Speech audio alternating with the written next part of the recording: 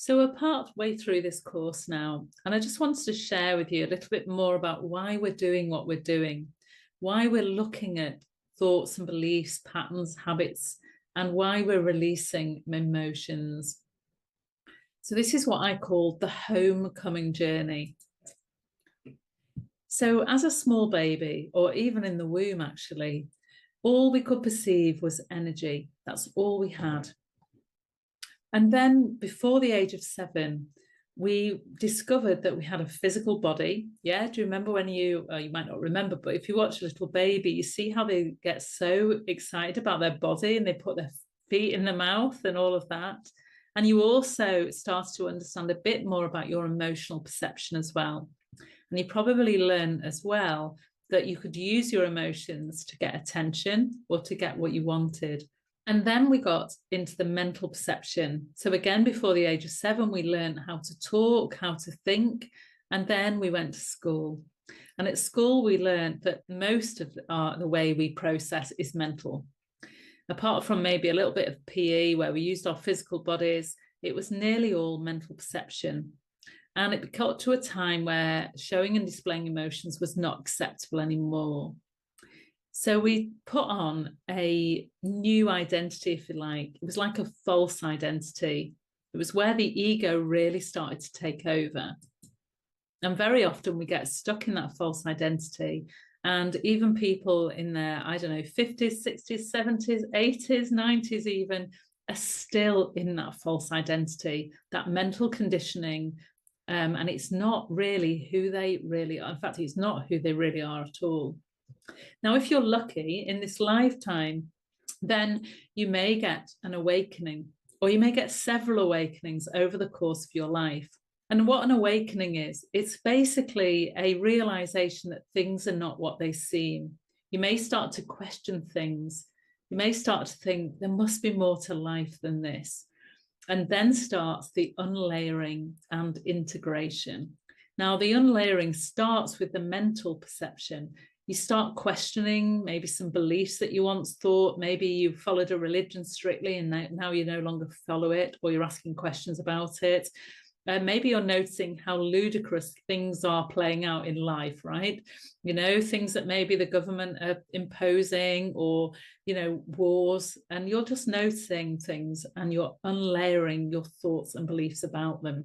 And as you do that, you start to drop out of your mental conditioning, out of your head. You might notice that you'll have less stress, because stress is very head focused energy. And you'll start to notice that your emotions start coming up. You start to allow emotions to arise naturally in your body. So you may notice anger come out, or sadness, or guilt, or jealousy, whatever the emotions are. And as you allow the emotions to come out, you'll notice that you'll start getting more present. You'll start being more in the moment instead of being in a fearful future or a painful past. And as you practice presence, then it allows your emotions and your thoughts to come. So it's not as linear, this journey, as it looks on here. It's kind of all three work together. And as you practice that, you come back to your authentic self, that love, peace, and joy. You realize that you're not your thoughts and emotions, that you're something underneath all of that. Now, in this model as well, you'll notice that the first part of the journey is all about outside in. It's yang. It's looking for external circumstances to make you happy. So we start accumulating lots of different things, like a bigger house, a better car, a better job, more money. And we also don't take responsibility about how we're showing up in life. We think people are doing things to us, like life's not fair. They made me upset. They did this to me. Yeah. Whereas the second part of the journey is where we start going within. We start realizing that how we show up in the inside is having an impact on what's going on in the outside. We realize that we have responsibility for how we show up. And we start to look at the mirrors and start to look within about how situations and people are triggering us and how we can let go of that.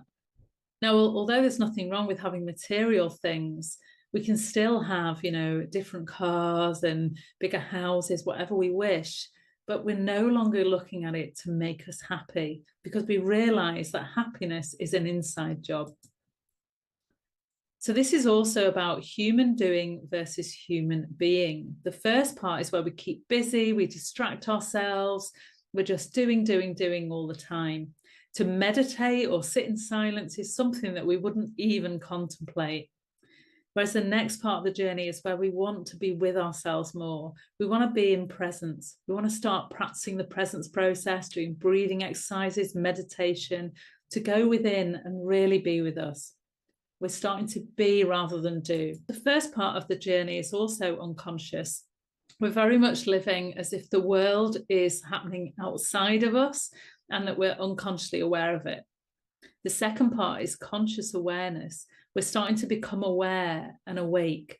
We're starting to notice what's going on around us. We notice the patterns, the same thing happening time and time again. What is this showing me? What am I to learn inside of myself? What am I to let go of in order to experience something different? It's a head and heart as well. So the first part is very much about the head. It's about thoughts, mental conditioning, and we often get very stressed. Whereas the second part is about the heart. It's about coming back to the feeling our way through life. First part, thinking our way through life. Second part, feeling our way through life. Noticing the sensations in our bodies, listening to our bodies. You know, what are they trying to tell us? So the head is all about protection, of course. It's about control, and it's about stories. So we have lots of stories that make us feel right. Yes, this did happen to me. And it's about identity and ego. And it's all about the ego wanting to stay alive. The ego, of course, being the false identity. And the ego is actually everybody else's beliefs that you took on as a small child, rather than question things. It's the false self. But the heart is all about trust. Trust in yourself, trust in life, trust that life has got you, that it's happening for you. It's about surrendering and letting go, surrendering the resistance that you have to what's showing up in your life. It is about letting go. And it's about intuition. It's about feeling inspired, following your intuition. And of course, it's about yourself, or some people call it your no self. So as a small baby or in the womb, nothing was solid, it was all energy. It has been known that babies don't actually see solid objects. They see things floating around, like different things coming in and out of existence. It's just all energy. Now, between the ages of 0 to 7, we start to store trauma. Where we've managed to feel the emotion, we stuff it down. And we get to the belief that I'm not okay, because we realize where our parents criticize or they tell us not to cry or not to be angry, we start to solidify this belief that I am not okay. And then, of course, we go to school, and the conditioning and the rules and the structure means that it all gets solidified into the mental conditioning. But as I say, when you get to this place where you get self-awareness, where you have kind of awakening, you start to become self-aware and response able. You start going, there must be more to life than this. This isn't making sense to me. And you start going on the journey of unlayering. And things really don't make sense then. You spend a lot of this unlayering journey in confusion, which is good. You may feel lost and alone. And this is because you're letting go of learned behavior. And you're noticing that you're different than other people. You start to question, you probably knew you were different, knowing that you're going to go on this journey. You're probably born into a family where you just don't fit. And then what happens is, once you start really unraveling all the mental conditioning, you just start feeling without judgment, feeling sad. You don't start putting stories on it or labels on it. You just allow the sadness to arise, allow the tears to come, just like you did when you were a baby. And then you know that you are okay. In every moment, I am okay. You're full of self-love and knowing. So just going through how this works then. So in the womb of the small baby, you just perceive energy. That's all you are. You're just energy. And then you discover the physical, so you've got a foot and a hand. And then you start the emotional. Well, actually, the emotional comes quite early on anyway, when you're slapped on the back and you cry, but you start noticing more of your emotions. And then you get stuck in the mental conditioning. So normally a lot of people shut down emotional, they stop listening to their physical bodies. So although they may go to the gym and use their bodies physically, they stop listening to it. They may not even notice anymore when they're hungry or thirsty, or even if they do, they don't listen to it. But our bodies are telling us all the time, whether we're hungry, thirsty, whether we want the toilet, whether it needs some exercise, whether we need to stretch. It's telling us all the time with subtle sensations. So after the awakening, we start to unlayer the mental. The mental no longer has a hold on us. And the more they do this, the more we start stepping out of the hold that the ego has on us. And we notice that our minds start becoming quieter. We become more peaceful inside.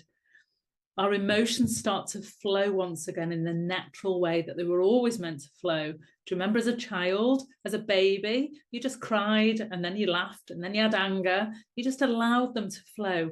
And nobody judged a baby, did they? They just knew it was a natural thing that that baby needed to do. The judgment came when we could talk and think for ourselves, and when we discovered that we could control our emotions to get what we wanted. And then what happens is, as we drop into our emotions and we allow our emotions to flow, we naturally drop into our body. We start to feel again. We start to notice subtle sensations rising. We start to notice fear coming up. We may be sat working at our desk, for example, and we'll just notice an uneasy, uncomfortable feeling in our body. What's this? And fear comes up, or sadness arises. We start to feel our way through life. And then we come back to energy. We start to perceive everything as energy. We get to feel energy a lot stronger. I know as a child, I felt energy so strong, and then I shut down, and now I'm coming back to feeling it again, pretty strong again. And then, of course, eventually we raise out of our body, out of our physical body. And what are we? We're energy. So I hope this has helped you to understand a bit more about the journey that you're on, the homecoming journey. Yes, you thought you had signed up for attracting love, but it really is a journey of unlayering you to come back to that beautiful self that you always were, that wholeness that you are inside. And you really are that. You just have layers of beliefs and conditioning just blocking it out. So this is about undoing it so you can shine as you, as your authentic self.